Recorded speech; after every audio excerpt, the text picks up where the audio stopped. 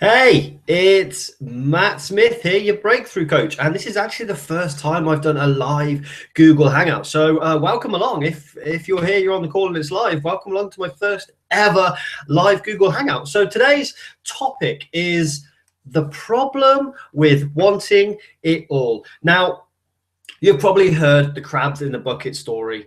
But I'm going to tell it again. And if you haven't, then sit back, relax, because here's the crabs in the bucket story. So you've got this guy, he's walking down the beach and he sees a pier in the distance. And at the end of this pier, there's just this hunched over old man who's sat there with a fishing rod, and he can see a little bucket by the side of him. So this guy's walking down the beach. The beach is completely deserted, by the way. There's no one else on the beach. There's no one else on the pier. There's just this guy sat at the end. So the guy's walking down the beach and he's enjoying the fresh air and the sounds of the sea and the waves kind of lapping at his feet and the seagulls. And it's just a beautiful day. And he gets close to this pier and he's intrigued about this guy sat at the end of the pier with his fishing rod, holding his rod and the bucket by the side of him. So he thinks, there's no one else around. I'll go and chat to this guy, see how he is, maybe give him a bit of company. So he walks down the pier towards this old man, and the whole time, again, this old man is just sat there like this with his fishing rod. And our guy gets to this old man, and he says, "Hello, how are you?" And the guy kind of looks up and nods and carries on. And our man looks down at the bucket and he sees these beautiful orange crabs in this bucket. And there's 6 crabs in this bucket, and they're just absolutely gorgeous looking crabs that obviously this fisherman has caught. And he says, "Wow, good catch. You caught all those crabs. You must have been here like all day catching those." And the guy kind of nods and goes back to his fishing rod. And just then, this guy looks down at the bucket and he sees one crab. He's trying to make a bit of a break for it. He's starting to claw up the bucket like this. And he's got halfway and he slips a bit and gets a bit further and slips a bit more. And then he kind of gets his pincers on the top of the bucket. So our guy says, hey, mate, you're gonna lose one of your crabs, one of these awesome orange crabs. He's going to grab the side and jump out and jump into the water. Do you want me to grab him? And the old man goes, no. Just watch. So the guy's thinking, it's his dinner. He's just going to let it escape. So he trusts the old man and he looks down at the bucket. And as this crab is just about to get over the top of this bucket, 3 of the other crabs reach up, grab him, and pull him back down into the bucket. And that, my friend, is the problem with wanting it all. When you want it all, when you put that out to the world, you are going to get crabs trying to pull you back down to mediocrity, to average, to their level. Because they don't like it when other people, in their eyes, are better than them. Because in their eyes, they're in a position of inferiority, which makes them feel worse. So they would rather pull you back down by saying, "Oh, what are you attempting that for? That's silly. That'll never work. You won't stick to it. Everyone who's tried that before has failed. You're better off doing this." And you'll have that from your friends, from your family. You might have it from your other half. You might have it from your parents. You'll definitely have it from an employer. You'll definitely have it from teachers. I'm not saying all employers and all teachers, by the way, just to put that in there. But from most people, you will have, what are you trying that for? It's safer down here. That, my friend, like I said, is the problem with having it all. So what do you do about it? You basically eliminate the crabs that are in your life. You start looking around, if you haven't already, by the way, for social groups that are going to be the crab that's going to push you up, or the hand that's going to reach in and grab you out of that bucket and help you on your way to the sea so you can go back to where you belong and thrive rather than just survive or eventually end up dying. Now, not dying in a physical sense, but dying inside because you're just accepting average. So the tip on that one, and you've probably heard it before, is get people around you who are either where you want to be or who know how to get you to where you want to be and are willing to help you get to where you want to be. because I think it was Napoleon Hill who said, we are an average of the 5 people we spend most of our time with. Now, I guarantee you, if you leave this call right now and you go and find 5 of the richest, wealthiest people in the world, people like Bill Gates, Richard Branson, the dude who has all the oil in the Middle East, if you go and spend even a week around those people, your mindset will start to be that of a millionaire and a billionaire. Your actions will emulate what millionaires and billionaires do. And I guarantee you, if you go and spend a week with 5 homeless people, for example, your thoughts, your actions, your beliefs will be akin to a homeless person. So just be aware of who you've got around you. What can you do about the situation if you're not happy with the situation? Now, you don't have to be an arse. You don't have to say to all the people around you, I don't like you, I don't like you, I don't like you, I don't like you, get out of my life. But what you can do is make a conscious effort to be around more of the people who are going to take you to where you want to get to, and be around the people or the crabs in your life, the crabs that are in the bucket, the crabs that are going to keep you where you don't want to be around them less. If they call you, for example, and you're on a mission to make your life infinitely better so you can help more people and provide a better service to the world, and they're saying, oh, no, there's no point in doing that, come down the pub tonight. Thank you very much for your offer. I can't tonight. I've got something really important that I must attend to. As much as I'd like to, I really have to do this first. Please respect my decision to do this. Now, if they're a good friend or a family member and they have your best interest at heart, they're going to want you to go and do that. If they care about themselves, they'll be like, no, come down the pub. I've been there. I've had that in the past. I've had people very close to me tell me that I'm not good enough. Tell me to accept an average life, a mediocre life. Tell me to go and get a job because that's what society tells you you should do. Now, I'm not against people or judging people that do that. If you do that and you are happy, that is absolutely fine. I'm merely just talking here to the people that believe they have something inside of them, something they can give to the world, and they have a purpose that is bigger than themselves, that is bigger than the 9 to 5, bigger than the struggle. And they want to make something of themselves. So like I said, they can give back to the world and give back to the people that are around them. So if that is you, I implore you to get around people who are successful, get around people who are where you want to be, get around positive, like-minded people. Stay away from the energy vampires, the average, the crabs that are in the bucket. Stay away from them as much as you possibly can. The next topic kind of follows on from what we've just talked about there. And the next topic is why it's bad to want success.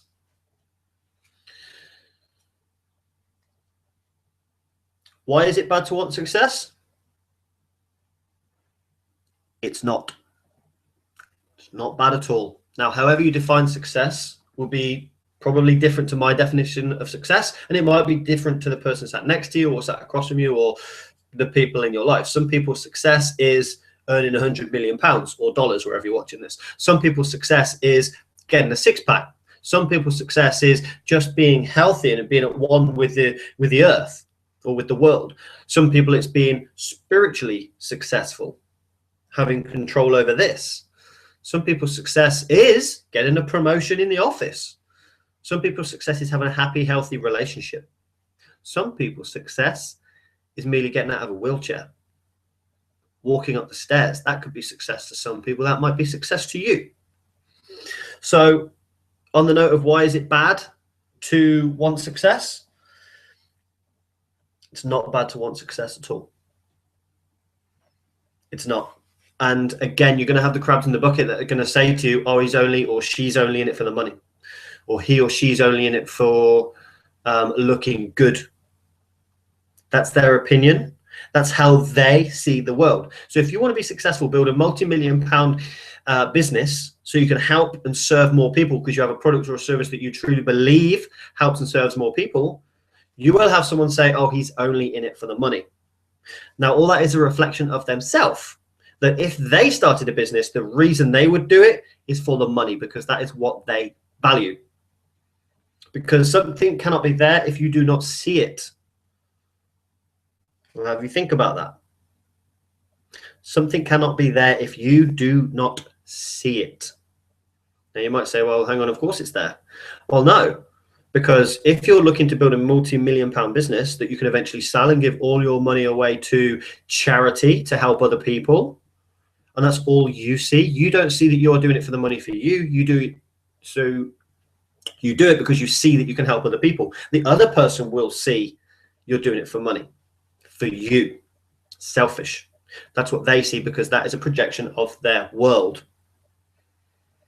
So no, it is not bad to want success. So what I would have you consider doing right now is writing down your definition of success. How do you define success? What does success look like to you? Is it health? Is it wealth? Is it finances? Is it relationship? Is it your physical being? You might say that you want to be successful in all of those areas. You might break it down. To me, success financially is X amount of pounds in the bank or dollars in the bank. To me, success with health is being able to run a marathon, maybe. However you define success, break it down in those areas and go after it with all of your heart, all of your desire, and get the people around you who are going to be able to take you there. Why should you try to fit in is the next subject. Why should you try to fit in? Because fitting in is easy. Enough people do it, they fit in. Now, I tried to do this for, let's see, 28 years. I tried to fit in. I tried to be the person everybody else wanted me to be. I tried to look at what people were wearing in terms of clothes and thought, well, if I wear that, I'll fit in. People will like me. Oh, if I talk like this, people will like me more, and then I will fit in. What's the problem with fitting in? You don't stand out. What's the problem with not standing out? You'll never be successful. And because this hangout is all about wanting it all and having it all, ultimately, you're going to have to stand out. You're going to have to go against the status quo. Now, you already know this. You are a smart person. I know you're smart because you're sat here watching this hangout. You're deciding to give up your valuable time, the most important asset that you have, because you can never get it back, to be here, which means you're a smart person because you're learning more. Hopefully you're learning more. So you should never try to fit in. You should never try to please anybody. Now, don't confuse that with serve anybody. You obviously have to serve people if you're going to be successful, because again, you've probably heard this before. Your success is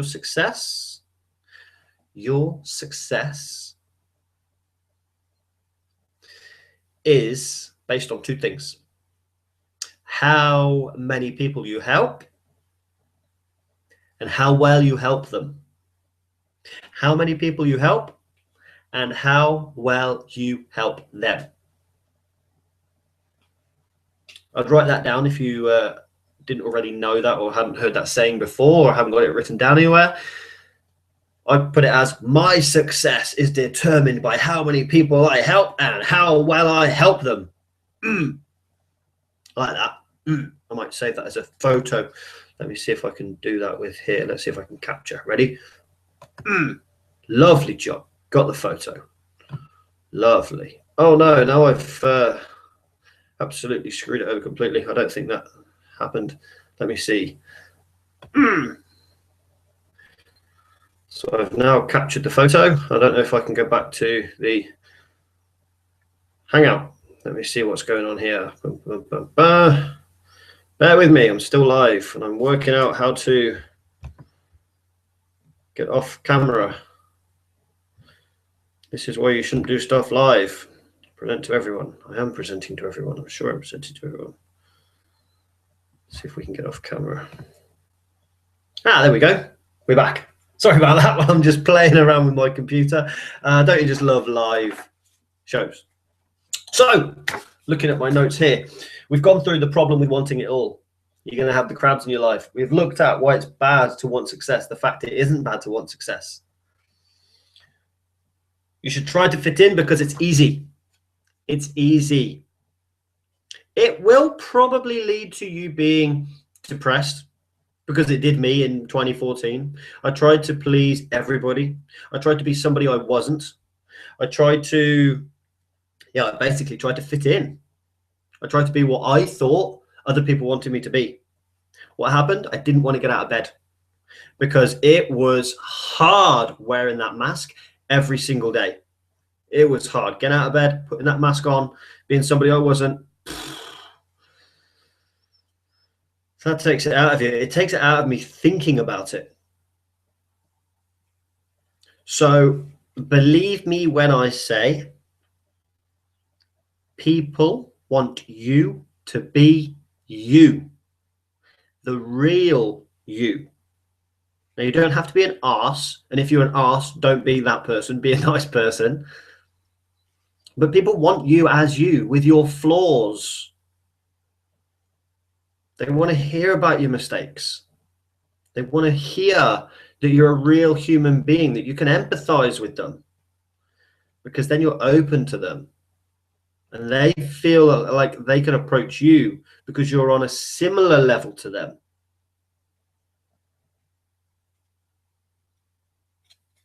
So be you, be the real you, stand out. You know, when a peacock wants to attract a mate, he gets his feathers all out. That's what you've got to do. You want to be successful, you want to get attention, you want to attract people, you've got to be different. You've got to be the black sheep, if you like, the ugly duckling. You've got to be different if you want to be successful. If you do not want to be successful, then go and fit in, my friends. Go and sit in that office cubicle. Go and get told what time to turn up to work. Go and get told what time you can go home. Go and get told how many holidays you can have. Go and get told how much you're going to earn every single year. Go and get told what you've got to do every single day. It's an easy life. I can understand why people want that. And I'm not judging them. It is what it is. And if they're happy doing that, that's great. And if that's what you want to do, you're in the wrong place for a start. But go and do that if that's what you want to do. If you want the easy life and you want to fit in, go and do that. But I can guarantee you, if you do, you will have regrets. You will. When you're on your deathbed, you will look back and you will say, I wish I'd have done this, I wish I'd have done that, I wish I'd have took more risks, I wish I'd have traveled more, I wish I'd have had more fun, I wish I'd have worked less. How do I know that? Because the study that was done by a nurse who asked all the people that were on their deathbeds, what do they wish they'd have done more? They wish they'd have played more, worked less. That's what people on their deathbeds do. Because at the end of the day, you cannot take your millions with you if you earn millions. There's a guy in the States at the moment who is selling his life. His assets are worth something like 170 million. He's selling it for 100 million. You got 100 million, you can make 75 million like that by buying his life. He said, life's too short. His doctor said, you'll probably die in 5 years of a heart attack if you keep going. So he's selling up. Selling up. Because he's decided life is too short. Now, I'm not saying don't be ambitious, don't want to try and be successful, and don't strive to become a millionaire or whatever it is. I'm not saying that. What I'm saying is never have regrets. Go out and live the life that you want to live. Don't fit in. Live the life you want to live. And get a whiteboard. Like I've got whiteboard here. You want to write down on your whiteboard what life is to you, what an exciting life is to you, what success is to you, what you want to be, who you are. If you were a multi-billionaire and you could do anything in the world every single day, what would it be? Okay, you might say, I want to drive fast cars and buy a yacht and fly to space and stuff. And some of those things might not be realistic right now. But imagine you had to do something every single day. What would that be? You wouldn't obviously race fast cars every single day. You'd have to do maybe a bit of work to keep your mind going. What would that thing be? Go and do that. That's what you've been put on this planet to do. You need to find out who you are, what you want to do. Do not fit in. Go after what you want to go after, what you are most passionate about, and what you can bring to the world and how you can serve more people. Because remember, the more people you serve, the more successful you be, at least financially anyway, and probably emotionally, spiritually as well. You help more people. Think how good that's going to make you feel. Unless you're not a very nice person, they probably won't make you feel very good. So why should you try and fit in? Because it's easy. That's why you should try and fit in. So if you want an easy life, go and fit in. I'm not saying not fitting in isn't easy. It is easy to be yourself as well. It's a lot easier than trying to fit in. I've just completely contradicted myself massively with those couple of statements, and you're scratching your head thinking, hang on a minute, is it easy to fit in or is it not? What's the thing here, Matt? What are you saying? It takes less effort to have someone else control your life physically. It takes more effort emotionally to try and be something you're not. That's what I'm saying. Find out who you are. Write it down on a piece of paper. Who am I? In fact, the best tip I heard was this. A guy called Jesse Elder, you might have come across him before. He says, go and look in a mirror. Looking deep into your eyes and say to yourself, who am I? Who am I? Who am I? And wait for the answers to come to you. You'll be surprised at what happens. So the last subject we're going to come on to today is, why do you not deserve to be happy? Why do you not deserve to be happy? Why do you think you don't deserve to be happy? I tell you why you don't deserve to be happy. You don't deserve to be happy if you're not being true to you. If you're not serving people, you do not deserve to be happy. If you're a selfish person, you do not deserve to be happy. The good news is, you can be happy. It's your right to be happy. You do deserve to be happy. But you have to put the work in. You have to serve people. You have to live true to yourself. You have to be who you are every single minute of the day. Me right now on Google Hangouts, Google Plus, whatever you call it, I'm being myself. I am rubbish with technology, as you've seen from me taking the photo halfway through. But that's me. My English and grammar is terrible. I couldn't tell you the difference between a noun and a verb and a present tense. I don't know. That's me. That's who I am. There's people way better than me at those things. But I'm also better at other things than other people.